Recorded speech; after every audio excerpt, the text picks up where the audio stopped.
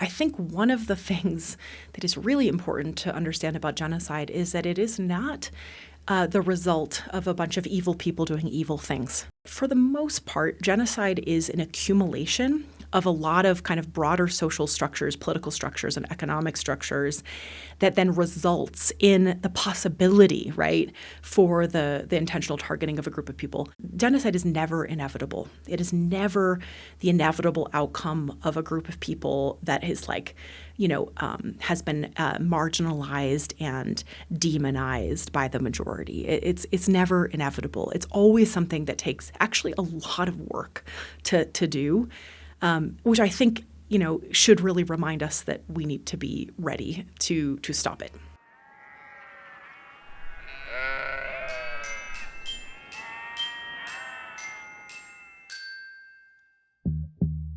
What group am I in?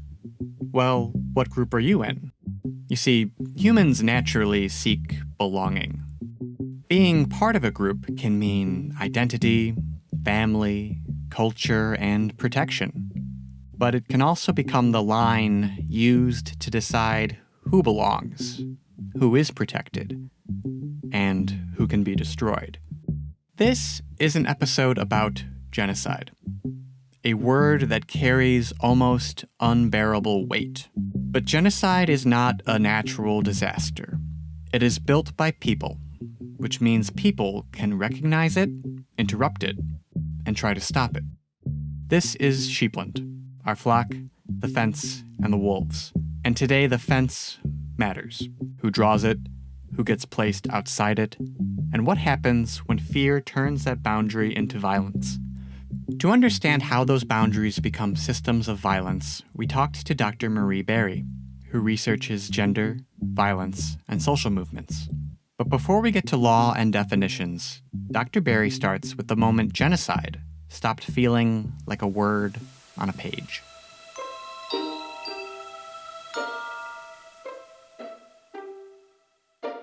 There's a couple different ways of telling the story. I actually remember being in a 10th grade world history class at high school and being given a choice of topics, and one of those topics was Rwanda. And I remember selecting Rwanda without really knowing why. And I thought actually that this topic might be something related to conservation or natural history, something like that, and didn't realize kind of the broader landscape of the Rwandan genocide. And this was in about 2000, I want to say, maybe 1999. And I began to really dive in to the topic of the Rwandan genocide and discovered there was a book that had come out just a couple years prior called We Wish to Inform You That Tomorrow We Will Be Killed with Our Families by Philip Gorovich. And I read that book, and as a sophomore in high school, I was just deeply moved and horrified and alarmed. And it taught me, of course, about what happened in Rwanda, about the perhaps 800,000 or more Rwandans that were killed in a very brief period of time in 1994. And it taught me about the ordinary people that had lived relatively normal lives prior to that. And I remember thinking at the time that I had been alive when this had happened. I had been 10 years old in 1994. Something about my sort of teenage self realizing that this was not ancient history. This is not something that had happened in kind of my parents' or grandparents' generations, but that this was actually something that, kids my age had lived through or had not lived through. I think it really floored me, and it really made me aware that these atrocities were unfolding all around us, even if they weren't in my awareness and they weren't necessarily on the front page of the newspaper. And so actually I ended up for that project doing this investigation into what the New York Times had covered during the 100 days of genocide. And I ended up going to those microfilm machines at the University of Washington and kind of flipping through every day of the New York Times during the genocide, and was just really kind of floored about how little it was reported on at the time. And this is what totally changed my entire life and career. And I then went off to college and ended up with an opportunity to spend some time at the U.S. Holocaust Memorial Museum in D.C. From there, I started volunteering with what's now called the Holocaust Center for Humanity in Seattle. And it was in that job that I got to meet all of these amazing Holocaust survivors that had lived through unfathomable horror in their lives and who had come to Seattle at some point and had created lives and community and families, and who of course, carried with them the scars of what had happened, but also found ways of being joyful and being in community. And I learned a lot from them. And so that was my very first work, was working with Holocaust survivors. And so I'd say that I've been thinking about genocide almost my entire kind of conscious life. And I think at the core, what really keeps me caring about it is that it's not something that we can relegate to ancient history. It's something that, unfortunately, is still happening in the world.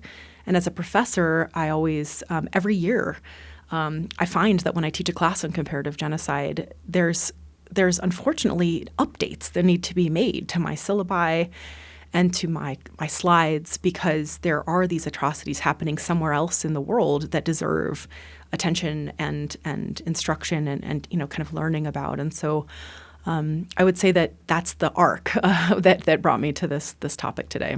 So after all of your years of studies, in your words, what is genocide? Well, there's a legal definition that genocide is the intent to destroy, in whole or in part, a racial, ethnic, religious, or cultural group.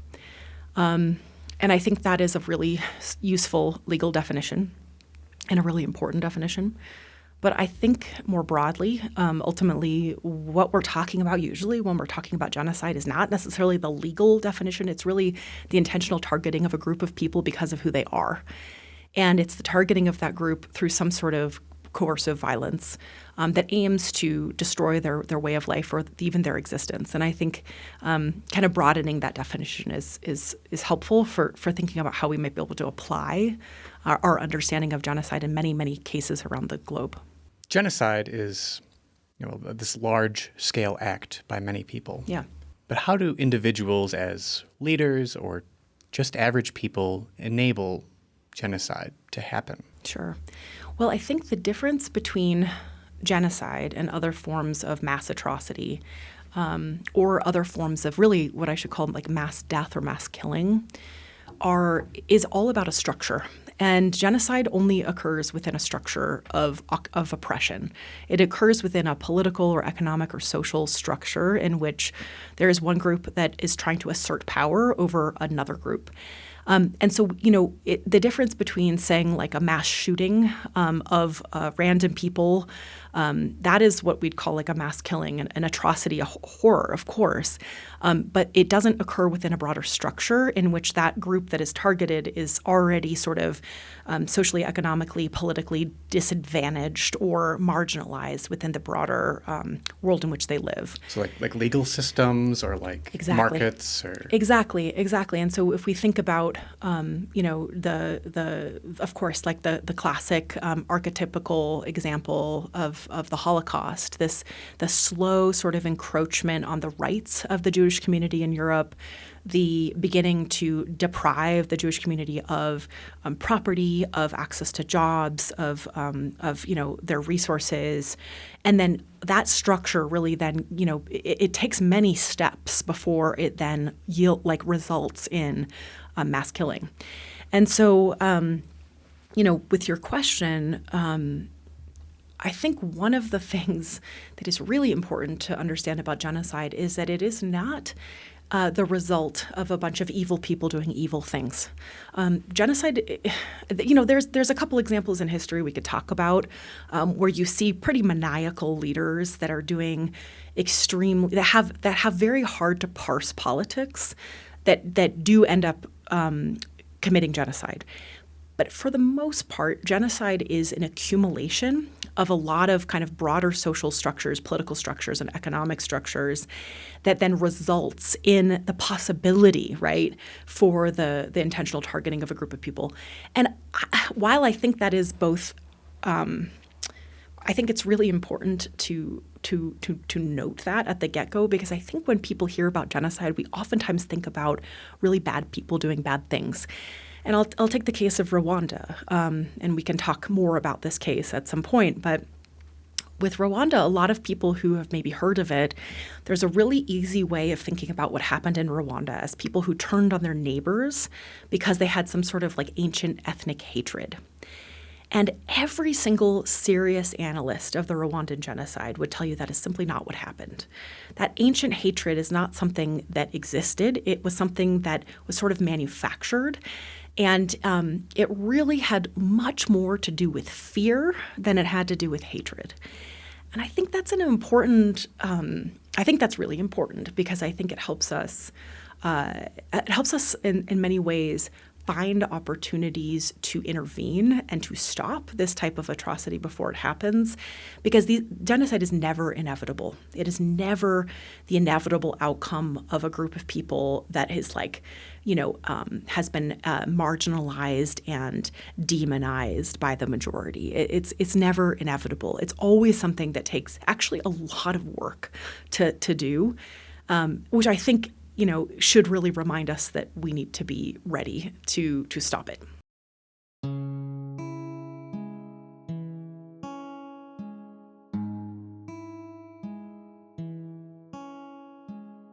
To most of us, genocide can look like walking into a kitchen and seeing water boiling over the stovetop. Something terrible is happening, and the danger is obvious. But Dr. Berry is asking us to look earlier at who put the pot on the stove, how the temperature rose, and what signs showed the water was starting to boil. If genocide is built through systems, through law, markets, institutions, and political power, then those warning signs may appear earlier than we want to admit. To see those signs, Dr. Berry turns to Raphael Lemkin, the man who gave genocide its name.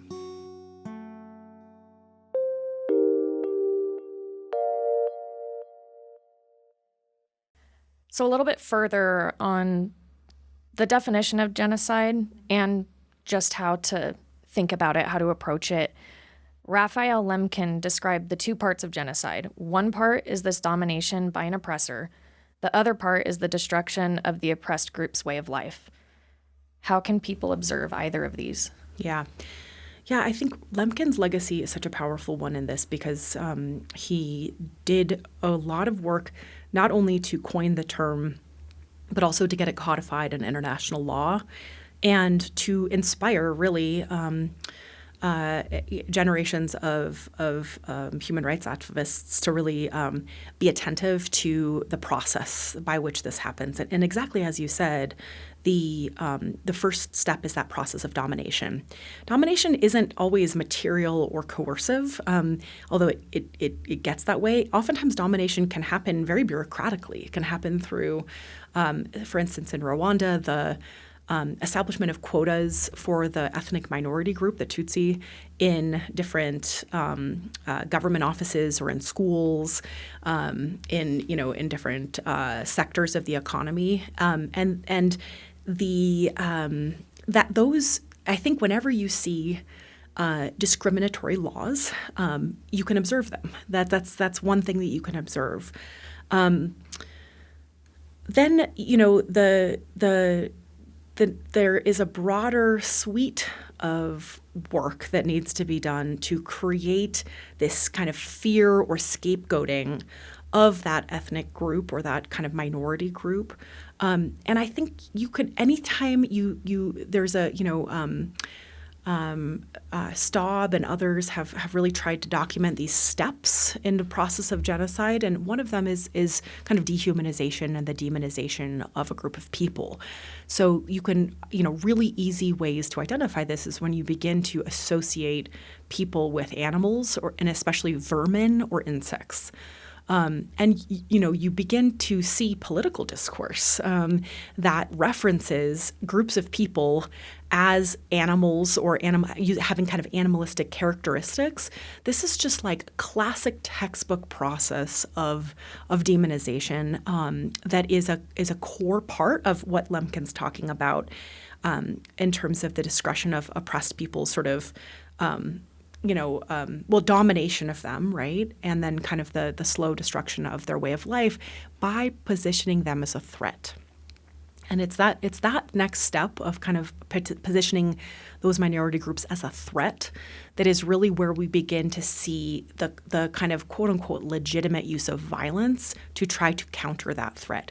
So genocides throughout history, especially kind of racial or ethnic genocides, they tend to follow that logic, that trajectory, and I think all of those steps are very observable. And so there are groups that are monitoring this, right? There are groups like Genocide Watch that are out there actually documenting, okay, the president of this country referred to this group of people as something less than human.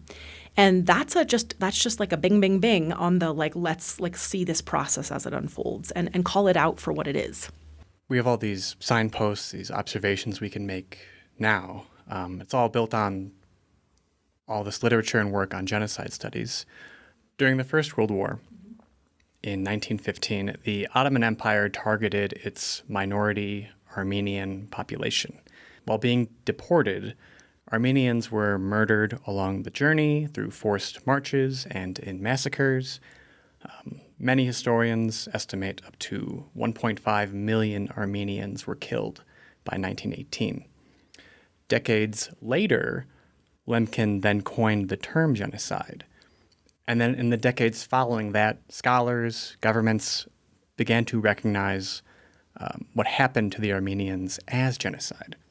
So I say all that to ask, is genocide a legal term used to explain a crime that we can now see, observe, or is genocide a moral term that we can recognize throughout human history? Yeah. Or is it both? Right. I think it's both. I think genocide is both a legal term that applies to a specific kind of subset of episodes of mass killing, and it's a moral term that captures, I think, the unjust and immoral killing of groups of people just because of who they are. But it is ultimately really rooted in a moral understanding of right and wrong. And it is a kind of, I think of it as the type of violence that is deeply wrong. I would also say that I think all militarized violence is deeply wrong, and so I think we do get into some real nuances in the utility or the importance of this concept. But I do think there's a deep moral weight to understanding that genocide is that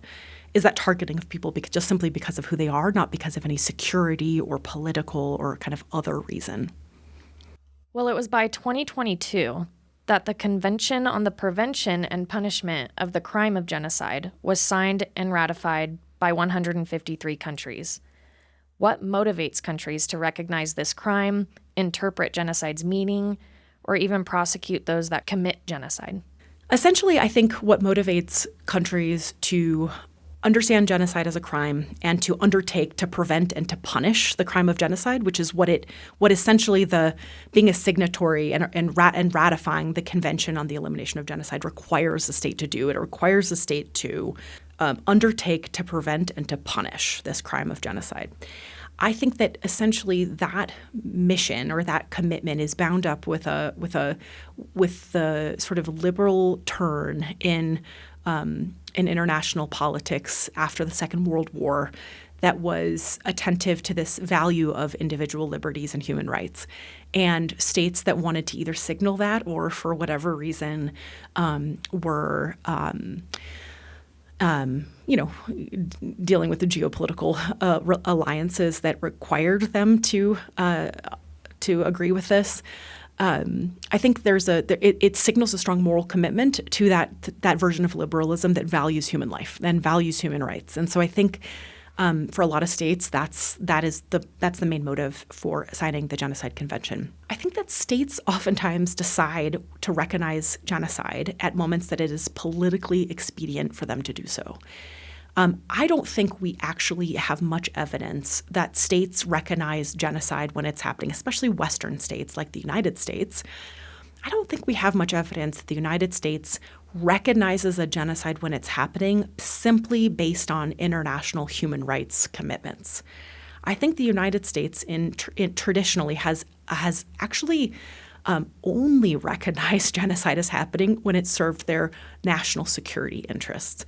And that is a real shortcoming with the entire idea that the Genocide Convention, and by defining genocide as such, that we have created like an architecture for actually responding to mass atrocities when they're happening. You know, during the Clinton administration, when the genocide in Rwanda was going on, we had an incredible amount of evidence that what was happening rose to the level of genocide very quickly.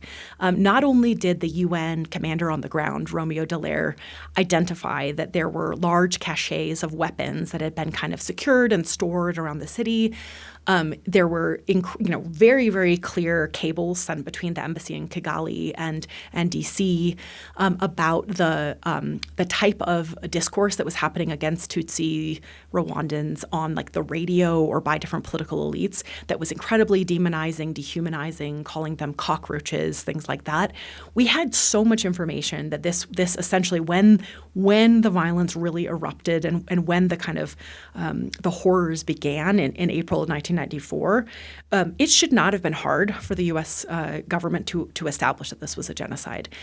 And yet, even under a Clinton administration that was very, kind of outwardly committed to human rights and international law, we had members of Clinton's cabinet kind of and administration wavering about, well, maybe these are acts of genocide, not genocide. This was kind of the famous quote was that acts of genocide are occurring, but not genocide. And I think what you have to kind of wind back there is that the Clinton administration had just sent U.S. American troops to Mogadishu, and it had ended with the Black Hawk Down disaster, where American troops were quite literally dragged through the streets of Mogadishu. And that loss was an incredibly salient political moment for the Clinton administration, who didn't want to turn around just months after and send a bunch of American troops to actually undertake, as I said, to prevent genocide, which is what the convention requires you to do. They didn't want to send troops to Rwanda to stop what was happening. And so they kind of took the definition and found a way to dance around it, to not actually feel like they had to send troops. And so again, I think, we can think of recent examples very much continuing in this trend. When there are strong geopolitical or national security reasons for the U.S. to be somewhere militarily, it's much easier to call that thing a genocide. Or if it's a genocide that's happening underneath one of our adversaries' rules. So, for instance, in China, there's been, I think, more of an openness in some ways to call what's happening with the Uyghur population in China a genocide because it doesn't actually really we know that we're not going to invade China, right, to try to challenge this issue. And it doesn't do anything to our alliances by essentially calling out somebody like an actor or a state that we're already in a very tense relationship with by saying that they're committing human rights abuses. We've been saying that China is committing human rights abuses for a long time. So I think there's we can be really cynical, I think, of how the term genocide ultimately gets used in global politics. And that's why I do think, actually, in my read, the most important thing that the term genocide does is it gives marginalized communities a chance to raise awareness about their plight. And it creates in some ways, kind of a moral clarity and a moral call to international solidarity and action. And in that way, I think genocide has a very moral, kind of like a moral weight to it, and thus is really important.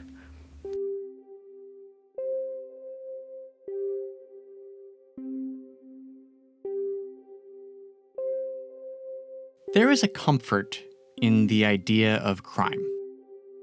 It assumes that in an orderly world, criminal acts should face justice. But genocide challenges that comfort. Because if the crime is the destruction of a people's life, safety, dignity, and future, then punishment can feel painfully limited. So the question becomes harder. Can justice restore what was destroyed? Or can it only name the harm after it has happened? Is there still value in criminalizing genocide? Does it deter? Does it inspire justice and action to achieve justice? Yeah, this is actually a question I ask my students in my genocide class every year. And I think one of the things that they often agree with me on is that it is a tool. Charging somebody with genocide is one tool amongst many tools that we need to use to do the work, which is the real work, right? Which is protecting the human dignity and life of everybody on this planet to the extent that we can. And so I think, yes, we in the last couple of years, I think there's been two really important events that are very controversial events, one more than others probably, but essentially was the International Court of Justice charging both Benjamin Netanyahu and also Vladimir Putin with genocide because of very different types of behavior as heads of states. This was important for different reasons. I think it was important, to give some international leverage to the very weak systems that we have at the international level to essentially say that, we need to be protecting human lives, Palestinian lives, Ukrainian lives, and even Russian lives, right? And that it's so that, the act of charging those heads of state was, I think, important for the broader work of trying to stop the wars in both of these places. And to stop the atrocities that were happening. And I think there's going to be, we don't expect these indictments to lead to the arrest of these leaders, but we're slowly building an international legal system that we hope in some future actually has more teeth. And one of the things about charging these two particular leaders with this crime was that they're, in many ways, European or white heads of state. And in the past, the only real charges brought on genocide or crimes against humanity had been towards mostly African and global South heads of state or former heads of state or warlords and people like that. And so there has been this long-running critique of international law that it targets the quote-unquote ward states, to quote Mahmoud Mamdani's way of dividing the kind of globe into states that are sovereign, that get to make decisions about what they do, get to make decisions about their own security, and then ward states that essentially are kind of protectorate states of those sovereign states, who in the kind of liberal human rights framework would be states that would be invaded if they started committing a genocide against their people. Sovereign states would invade those ward states and essentially stop their killing of civilians, in a hypothetical, of course. Oftentimes, international law and the kind of charges of genocide have been directed at people from those quote unquote ward states, those African warlords that are accused of these reckless atrocities and horrific human rights violations. And it's not to say that those people have not committed those things; they certainly have. But I think a lot of scholars and a lot of advocacy has also recognized the sheer sort of atrocities that oftentimes get perpetrated by those sovereign states as well, oftentimes in the name of permanent security. There's a wonderful scholar named Dirk Moses who has written a book called The Problems of Genocide. And, he says the first problem of genocide is that it occurs and it's horrific. The second problem of genocide is that it creates this sort of moral hierarchy where certain forms of violence are seen as necessary and legitimate to create the security for, like, global North states. And other forms of violence like genocide are relegated to this kind of category of immoral violence, which could be punishable by like international law. And I think when you think about that hierarchy, it essentially it makes sense on some level because some violence does seem worse than others because of its kind of sheer targeting of humans just based on what they are. But the critique to that would be that we see a lot of really, really, really high civilian death tolls in the name of permanent security logics, in the name of eliminating threats to the United States. And that in some ways, I think one of the biggest challenges right now in this moment in the 21st century is to say that a new human rights era has to challenge the all deaths from states, including the deaths that are created in the name of creating more security, and that until we do that, we are essentially we are being insufficiently attentive to the ways in which we have normalized systems of harm that are wreaking the same levels of destruction on people's lives around the world. And I that's really where a lot of my advocacy and work lies, is in that sort of conversation and tension. But I get that sometimes it's not. It's maybe a lot to folks that are kind of just coming into this space or coming into these conversations. Yeah, like how do you measure? Do you think of it in terms of like pain or harm or injury, or do you count the dead? Yeah. How do you view? Super great question. There's been a lot of debate about this. Like, what is the threshold of genocide? And I think, to answer it one way,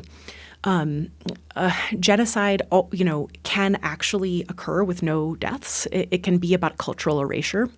So it really isn't about a death toll. Genocide can occur. For instance, like if we think about what happened to indigenous communities in North America, the kind of stripping of people of their names, the stripping of people from their land, forcing them into reservations, the re-education, I'm putting re-education in quotes, of indigenous children in kind of Western Christian schools, the cutting of people's hair, all of that doesn't actually require the material death of indigenous communities, although of course there was a tremendous amount of death as well. But that is just about the structure of cultural erasure, and that constitutes genocidal erasure in kind of the conventional genocide framework. A lot of times people have this question about kind of, well, at what stage, right, do we have a genocide? If there's one massacre, does that count as a genocide? Is it 3 massacres? Is it 1,000 people, 8,000 people? And I think I'll come back to that insistence on always trying to identify the structure of oppression and harm, because we actually, a massacre is not a genocide, right? Massacres could occur during a genocide and usually do, but they are not the same. The genocide is the overarching structure under which the logic of the massacre plays out, the logic of targeting an ethnic or racial minority, right, and the kind of violence that is then directed at them. Has the word genocide become diluted or too often strategically avoided? Great question. So, I mean, genos as like a group of people, side as in killing. This is a very deliberate attempt to draw global attention to what Lemkin had just observed happening in his own community of the Jewish community in Europe, right? And to go back to a little bit briefly to one of your earlier questions, Lemkin also knew that Hitler remembered the Armenians. So Hitler is really famous. He is famous to have quoted or have said at one point that nobody remembers the genocide of the Armenians. And it was this statement that I think helped to explain, right, why Hitler maybe thought he could get away with this. And Lemkin remembered that too. So he noted that it was really important to be able to call this type of mass murder something that differentiated it from the kind of political strategy, but instead see these episodes of genocide as linked throughout history. So do I think it's too diluted or strategically avoided? I do not. I think in many ways, I think genocide is a moral call to attention, to horror, to outrage, because there is a group of people that are experiencing tremendous suffering and harm, and I think it does get used in many different ways. People are talking about whether what happened in Gaza over the last couple of years was a genocide, and I think by every single international definition, it absolutely was, and it has created a tremendous amount of real alarm and frustration and horror, and I understand that, right? Because I understand how hard it is to hear. That the state of Israel may be committing genocide when the state of Israel was created out of genocide, right? It was created by genocide survivors. And so there's a real just like heart-wrenching grief that I think a lot of people have felt when they hear people calling what has happened to Palestinians a genocide. And I think that's where these nuanced conversations really matter, and that's where the deep listening really matters, because I understand why so many people were so horrified to hear that word being used in the way that it was over the last couple of years with the student campaigns and with a lot of the advocacy and campaigns around Palestinian rights. At the same time, the thing we know so profoundly from the Holocaust was that the structure of a state was designed to strip rights from the Jewish community, right? That the entire design of the German state, was designed to take away their freedom of movement, to take away their economic access, to dehumanize, and to just slowly erode. And I think that, if for folks that can thoughtfully look at what the state of Israel has done to Palestinians, it absolutely follows a similar script. And I think from the land displacement to the freedom of mobility restrictions to the dehumanizing rhetoric from a lot of politicians, to the kind of callous disregard for civilian casualties. All of those things are I don't think any serious genocide scholar, including Israeli genocide scholars, right? I don't think any serious one would argue that that's not what this looks like. Here's the thing that I think is really important to talk about. When people think about genocide, they almost always think about an unarmed group of people. And this is where the difficulty thinking about Palestine and Gaza comes up, because people say, what about Hamas? They started this. They absolutely, right. They absolutely, with October 7th, started this phase of the horror and of the protracted sort of atrocities with that, absolutely unforgivable atrocity on October 7th. And people, I think, really like to think that genocide is a massacre of the innocents, of people that are not armed. And and I do think, and I teach this in my class, right, that I think the reason people think that is primarily because the Holocaust is the reference point for genocide and genocide studies, right? And the Jewish community of Europe was not armed. They were not armed, and certainly not a security threat. What's different, though, about almost every genocide sense is that some faction of the group that was targeted in the genocide actually was armed and did pose some level, whether it's an inflated level or not, right, of a security threat to the state or to people. The one I want to talk about is the counterinsurgency killings, counterinsurgency genocide. So that category of a counterinsurgency genocide essentially follows a script like this. There is a group of marginalized people, and they are marginalized for a variety of different reasons, whether it's ethnically, religiously, racially, whatever. Some portion of that group picks up arms and decides that done with their marginalization. They cannot handle it anymore, and they want to fight for rights, and they want to fight for a better life, and they're going to do so through armed struggle. What happens next is the state identifies that group as a security threat and begins to suppress the security threat, which is a legitimate sort of counterinsurgency strategy. What happens with a genocide, though, is that every member of that ethnic or racial group that the militants come from becomes associated with the militant group, and they then become seen as a threat and as a potential member of that militant group just by the very nature of their identity. Now, in Rwanda, just to give one example, right, Tutsi Rwandans were allied with the colonial regime all throughout the colonial period.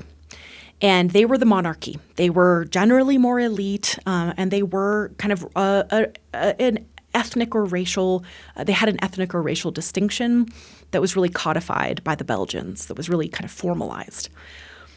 When the independence movement happened, the monarchy and the colonial powers were sacked. They were overturned, and a lot of those Tutsi minority folks fled to other countries. And the Hutu group, which is the majority of the population, took over control of the state. When they took over control of the state, they implemented these really, really discriminatory laws against Tutsis. And these discriminatory laws were things I mentioned before, things like quotas in schools, things like, restrictions on whether they could participate in government offices.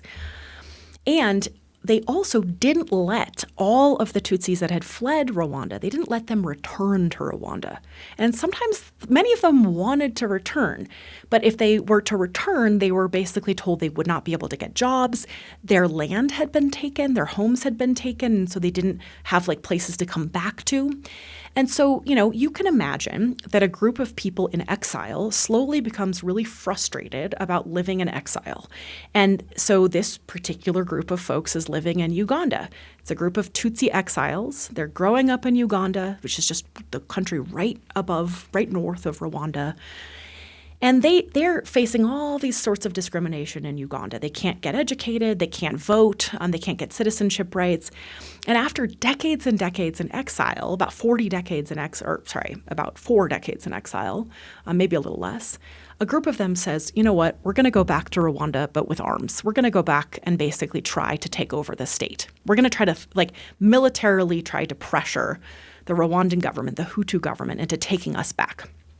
At this point, there's 1 million Tutsi living outside of Rwanda. And this is a very tiny country, about 9 million at the time, 8 million even. And so when this armed group tries to come back into the country, it triggers real catastrophic fear. There's a fear that 1 million people are going to come in, they're going to take everybody's land, they're going to really destabilize, they're going to take back the political system, they're going to put everybody back under the yoke of colonial occupation. And there's real fear that military group, which, by the way, is very, very skilled military. It's not a ragtag group of folks. It's actually a lot of them have had training in the U.S. They have allied already with President Museveni in Uganda. They have really pretty decent weaponry. They have good funding from the diaspora. And so they want to come back into Rwanda. So the logic of genocide in Rwanda is a counterinsurgency genocide. It essentially means that this group of rebels from Uganda invades, and instead of seeing all of the Tutsi that lived in Rwanda at the time as really quite a separate group of people from this armed group, a bunch of politicians and others made the association between the armed group and the citizens. And they said all Tutsis in Rwanda are potentially members of this armed threat. So in that way, they expanded this idea that everybody is a security threat. And at that moment, you essentially see Rwandans and Hutu Rwandans and the Hutu regime and the Hutu state. It's more complicated because there's a plane crash and all these things. They begin to say, well, we need to kill the Tutsi civilians or they're going to kill us first. We have to kill them before they kill us. Similar thing happens in Guatemala, where you have a kind of a racial minority in the Mayan highlands that basically is very marginalized. Some pick up weapons, and then there's this expansion of seeing all Mayan Guatemalans as potential rebels. And so there's this massive genocide that happens in the Mayan highlands. And I think in many ways, just to go back to the case of Palestine, right, and to this question of whether the word is used too often today, I think what you have is a very similar logic applied to Palestinians who have become associated with militancy because of Hamas. And there's not a one-to-one correlation, of course, right, between Hamas militants and Palestinians. There's no relationship, between Hamas and many, many Palestinians. Certainly not Hamas's militarized priorities. And so when you have a genocide against a group of people that has a faction of them that is armed, it is still a genocide. It is still a genocide. And I think that is a really a hard thing for people to kind of reckon with. This is where the logic of security can become dangerous. When a broader group of people are treated the same as an armed group identified with them. States rarely describe this kind of violence as genocide. They describe it as security, defense, or the targeting of a specific armed group. That doesn't mean armed groups or security threats are imaginary. But it does mean we have to ask whether the state is fighting that armed group or treating the broader people as the threat. That is what makes genocide so difficult to name or prosecute or stop. We have to hear what a state says it is doing, but also look at what its actions show.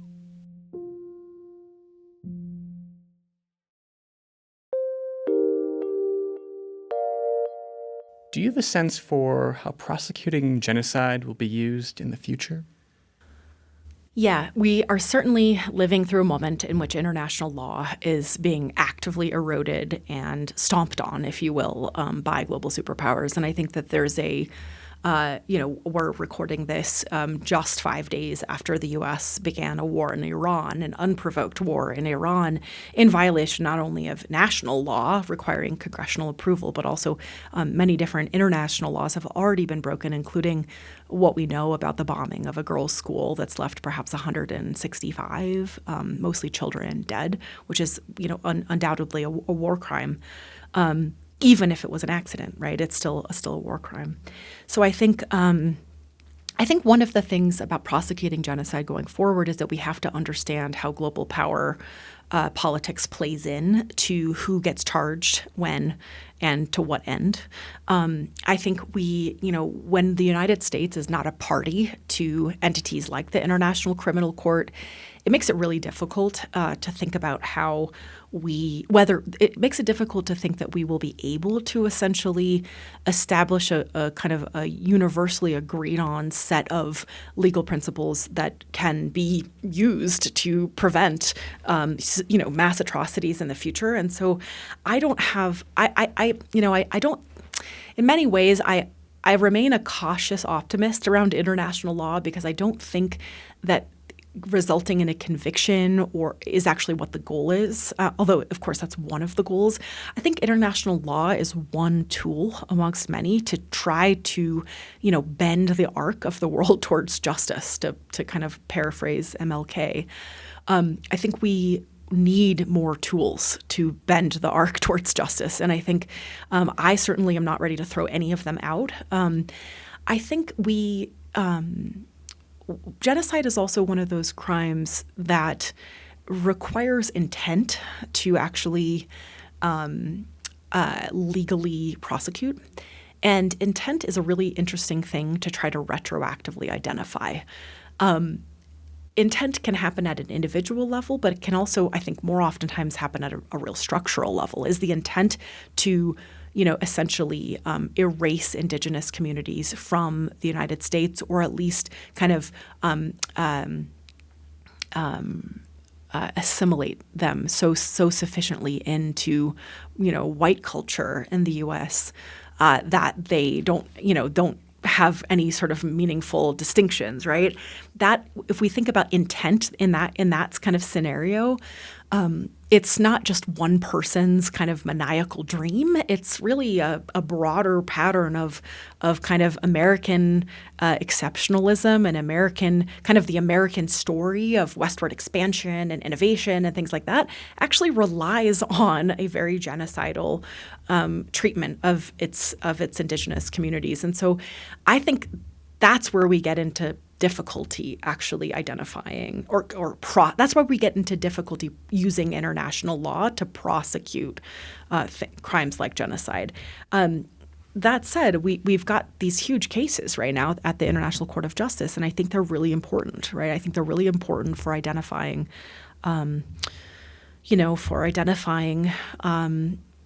a global community that is unwilling to allow the mass killing of civilians and of children happen.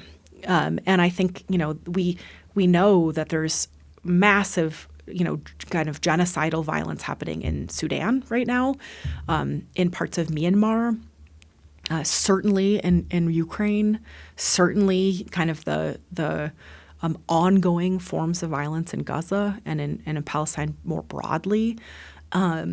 All of these are things that all of these are types of violence that certainly I think in my book constitute genocidal violence, and yet I don't necessarily think that international law is like the thing that's going to stop them. I think that there are other tools that we need to also pull on, other levers we need to pull to think about how we might actually ameliorate some of those harms and atrocities going forward.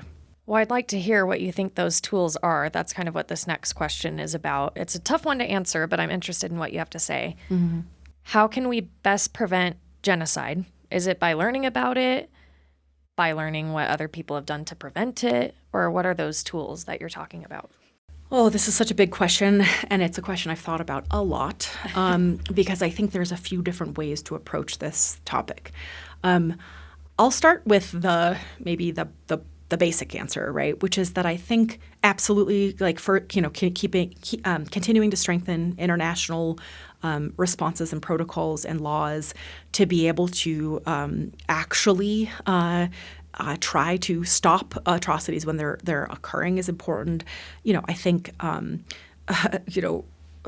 much as I was not a huge fan of the kind of liberal order as it led to so much, I think, death and destruction and inequity in the world over the last years, the liberal order at least did value human rights, and I think human rights frameworks remain really, really important. And so, increasing those, making them more robust, recommitting the United States to those frameworks, which just seems like a complete not something that we're likely to see happen anytime soon.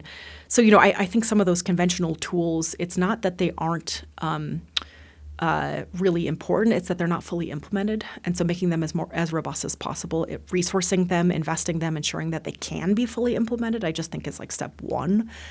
I think there's another really important thing that I want to name because I think it's where I spend a lot of my time thinking, which is that when I was talking about this idea that sometimes genocide occupies like a different moral place than conventional war, when we think about our response or our outrage just as people, I think there's a really instructive story just from my own advocacy in my own life here, which was that when I was in college, as you learned already, I was very active in genocide prevention efforts.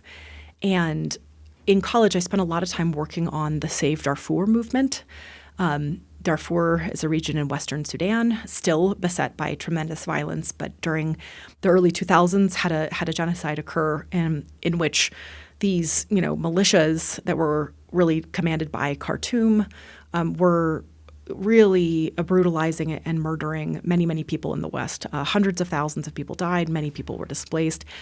And myself and many college students at the time were really upset about this. We were staging die-ins. We were, in our campus, on our campuses. We were, writing letters to our senators and our congresspeople. We were holding rallies downtown.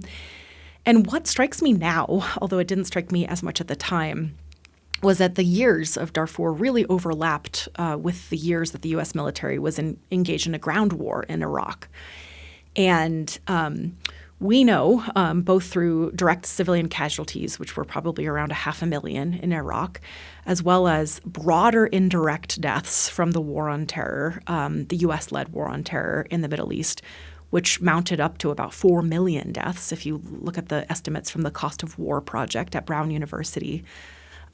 Those deaths far outweigh the type of the deaths that were happening in Sudan and in Darfur at the time.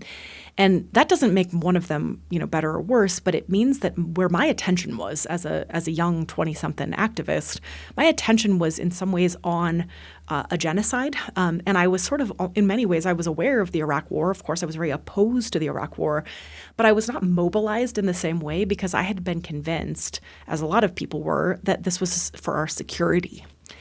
And I think if we can reflect on that as an example, what we need to do to stop genocide is to actually reimagine our security, is to really reimagine what it means to keep people safe. And there's been a lot of work on this. We last year, myself and a bunch of collaborators at different organizations launched something called a Feminist Peace Playbook, where we really tried to articulate what it would be like to think about security in terms of safety, community safety, in terms of everybody having everything they need, and in terms of really trying to limit the U.S. military budget in a way that would allow us to reinvest in things like early childhood education, things like childcare, things like SNAP benefits and Medicaid, things that we know actually keep people safe, right, and well, and that can create more prosperity for America, And I think when we think about genocide prevention right now, we think too much on stopping atrocities once they've started. And we don't think enough about trying to create a world in which everybody has access to political power, to a safe place to live, to all of the kind of clean air and clean water that people need to thrive, to the social community around them to nurture themselves and their children. And we are so eager to put out fires that we have not really figured out how to change the way that the United States works in the world, which has created, right, so much insecurity in so many places that I think ultimately has eroded our safety and has not made us safer and has certainly not made people around the world safer.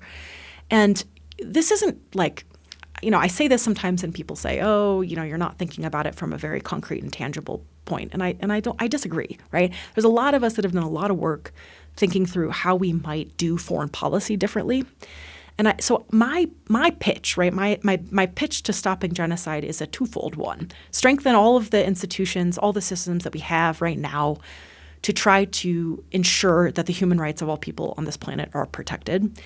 And second, to try to reimagine how we would structure our state and our foreign policy in a way that does not reinforce those systems of militarization, of permanent security logics, and things like that ultimately are, I think, reverberating in ways that are creating profound insecurity and harm for so many people around the globe.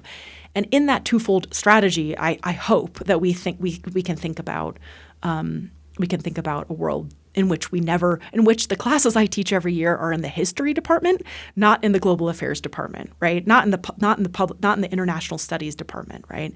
I would love to teach my classes, not at a policy school, but unfortunately, these are contemporary things that are happening. And even though, so many of the Holocaust survivors I worked with as a young adult, even though they said, people said never again, right? Never again after the Holocaust, we have seen that type of harm, that type of atrocity happen over and over and over again so many times that we can hardly count. And something needs to change. And I think we can start actually here with interrogating kind of U.S. imperial role in the world. And I think that will go a long way. Dr. Berry, thank you for coming, first of all, and talking to us. This was really great. This is really awesome. And two, thank you for sort of taking great care and walking us through this very intense very dark, very complicated subject. Yeah, of course. But before we leave, we have two much more lighter questions just to pick your brain. If you could personally recommend one place that everyone should visit for its beauty or its culture, where would that be? Well, I'm going to say Sarajevo, Bosnia, and I'm going to tell you why. Because oftentimes when we talk about genocide, we think about it as something that is a period of absolute tremendous suffering and horror, and it is that, right? It absolutely is that. It is devastating, and it profoundly traumatizes and harms so many people. At the same time, in every genocide that I've studied, I've been just amazed at the sheer creativity, humor, resilience, and power that ordinary people display, even when living through the most bleak and impossible situation imaginable. And Sarajevo, if you have never been, is not only a stunningly beautiful city surrounded by these incredible hills, this gorgeous sort of intersection of Ottoman architecture and Austro-Hungarian architecture. It is kind of this amazing mix of Balkan cuisine and kind of an infusion of a Turkish sentiment and sensibility, and it is just stunning. And it was also the site of some of the most vibrant art during the broader genocide and Bosnian War.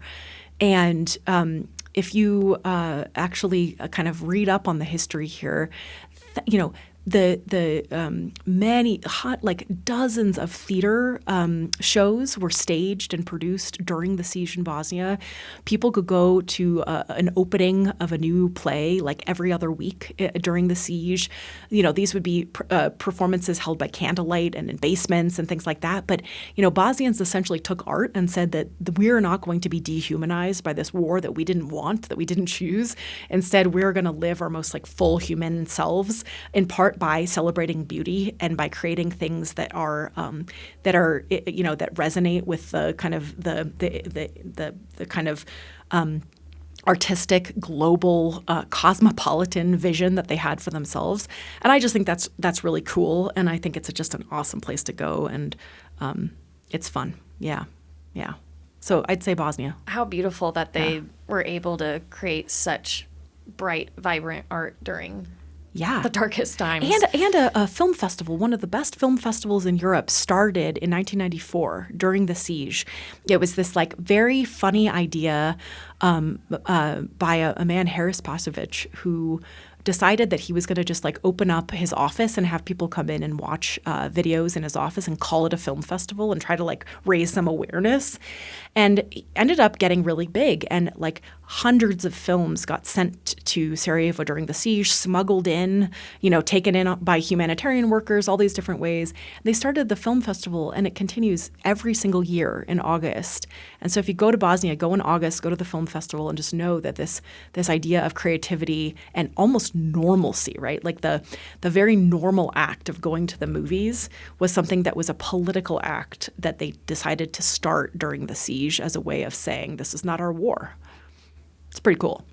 That's very cool. Yeah. I would love to experience that film festival. Yeah. And just seeing their resiliency firsthand. Totally. That's pretty cool. So the last question, at Mooreposts, we want to make it a point to promote nonprofits or organizations that create positive impacts. Are there any that you would want to share with us? So one of the things that this is an interesting question because I have so many that I want to share with you that I don't know where to start. And so some ways I want to be really selfish, and I want to tell you about the work that we do here at the Korbel School, because there's a program here called the Inclusive Global Leadership Initiative that I've run for the last 10 years. And it's essentially a collection of women from around the world that are working for peace and are trying very, very aggressively, very creatively, very boldly to try to create a world where there's no more war, where they stop genocide, they protect human rights. And it's all of the organizations that those women that come to IGLE represent that I want to pitch, right? So everything from an incredible organization called Women Cross the DMZ, which is a peace organization focused on trying to end the war on the Korean Peninsula, to, so many different collaborators that work in Latin America trying to do kind of resiliency building with women in Guatemala that are still recovering from the genocide there. I would just direct you to maybe our website, and we've got a lot of resources there, inclusivegloballeadershipinitiative.org.